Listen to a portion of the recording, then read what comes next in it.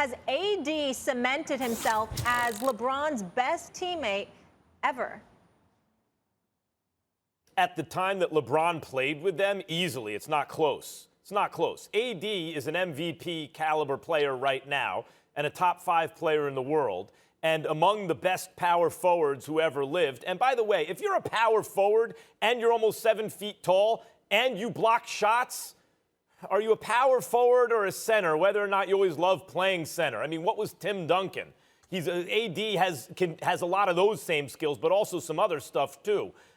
So when you look at Dwyane Wade, when LeBron linked up with Dwyane Wade and Chris Bosh in Miami, the reason it was not 2, not 3, not 4 is because at the time we thought that's 2 of the best 3 or 4 players in the world, certainly 2 of the best 5, and Chris Bosh. But Dwyane Wade was still great, but he was no longer, as it turns out, an MVP caliber player. He's still a great player, but it was not quite his prime, or else the answer would still be Dwyane Wade. LeBron would have to play with AD for more than just a season. Kyrie is a special talent, but no one's ever looked at Kyrie and said, that's the MVP this year.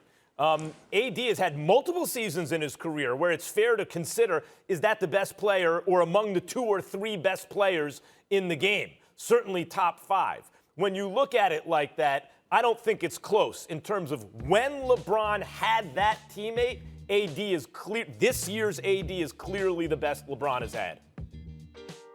I disagree. I believe that Dwyane Wade is the greatest teammate that that LeBron James has ever had. And I'm not comparing the two because I understand that Anthony Davis is a top 5 player in the world.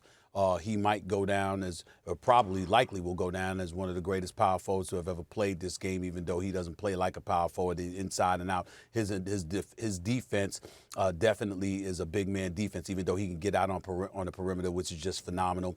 Offensively, he's pretty much a finesse player as opposed to a back-to-the-basket post player, but I'm not even going that route. What I'm looking at is LeBron James.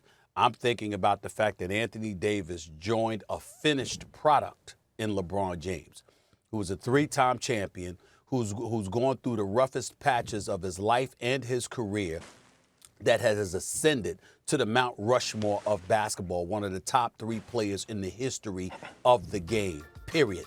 That's who Anthony Davis became a teammate of. That's not who Dwyane Wade inherited.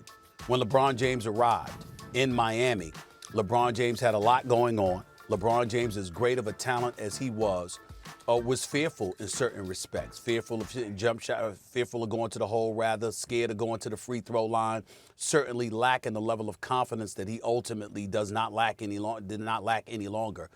He was not a champion, didn't know how to win, didn't have enough help. We get all of that. But the bottom line is, from a psychological perspective and beyond, there were so many things that LeBron James had to overcome. Dwyane Wade wasn't just his teammate. Dwyane Wade was his big brother.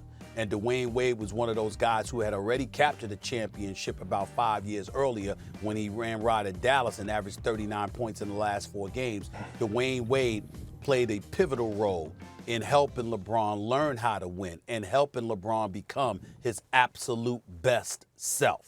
And I think when you have to take those things into consideration, because when you consider the success of LeBron James, there are roadblocks, there are impediments that ultimately will get you, that will ultimately get in the way. KP, I'll throw it to you by saying this. I'm quite sure, and I never asked you about this, so I'm not pretending to know, but I'm confident in saying this when I say this.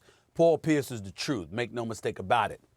And he was a closer and finisher. Ray Allen was one of the greatest shooters in NBA history. But that brother KG, Kevin Garnett, I mean, when you talk about a dude that was fierce, intense, highly motivated, never cheated us, showed up on the court night in, night out, and was a true, straight-up warrior. When you have a teammate like that, it elevates folks to levels that they may not have known even they had at that particular moment in time. I'm not saying that Dwyane Wade was that, but he was something special, and it transcended beyond the basketball court.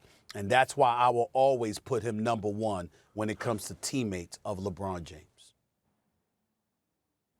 And Stephen A., listen, I cannot argue your point about Dwyane Wade, and you're right about Kevin Garnett. You know, Cedric Cornbury Maxwell said that KG was the best all-around player to ever put on the Celtic uniform. Think about that, right? But when you talk about Dwyane Wade, all-time great, a top 50 in my eyes, third best shooting guard behind Jordan and Kobe. You know, I'm not going to disrespect him and say that it's not even close, that he's not even close to Anthony Davis, but I'm going to give Anthony Davis the slight edge. And here's why. I've said this time and time again that this is the best duo since Kobe and Shaq. So with that being said, Dwyane Wade and LeBron had paired up, Paul Pierce and KG had paired up, Kevin Durant and Steph Curry had paired up. And this has been the best duo. The number says it, the way that they're going through the playoffs like it's nothing, gentlemen sweeping everyone right now. And you talk about Anthony Davis, and I say this also, that he's a generational talent, one of one. We haven't seen a guy like him before. The closest thing may be a Kevin Garnett, but I wouldn't even compare those two. I mean, they're different in their own ways. But when you look at Anthony Davis, he has zero flaws to his game. It's nothing that he can't do offensively. He has mid-range. He has post-up. He's a lob threat. He can shoot the three ball. He handles the ball like he's a guard. And he could pass the ball also, a very underrated facilitator. He's also a hell of a rebounder.